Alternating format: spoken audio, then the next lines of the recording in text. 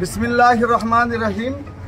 आज 11 एप्रिल 2025 शुक्रवार আমরা এখন দাঁড়িয়ে রয়েছি ভারতবর্ষের পশ্চিমবঙ্গের মুর্শিদাবাদ জেলার অন্তর্গত ভগবানগোলা থানার উল্লেখযোগ্য গ্রাম কূপকান্ধি।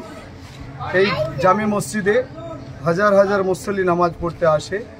জুমাতে আজকে আমাদের কালা কানুনের প্রতিবাদে বার্তা দেওয়া হলো আগামী 16 এপ্রিল কলকাতা নেতাজি ইন্ডোর স্টেডিয়ামে কারি শফিক আহমদ কাসেমি ইমাম নাখোদা জামে মসজিদের আহ্বানে যে সভা হবে সেখানে যাওয়ার আহ্বান হলো।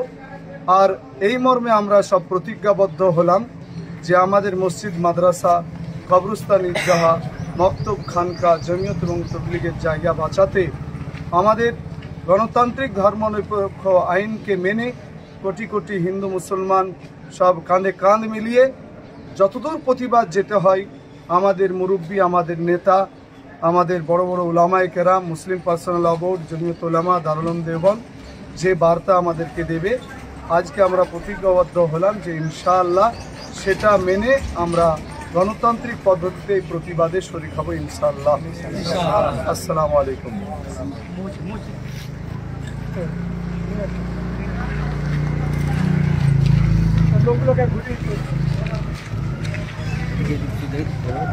ক্যামেরাটা টান দিকে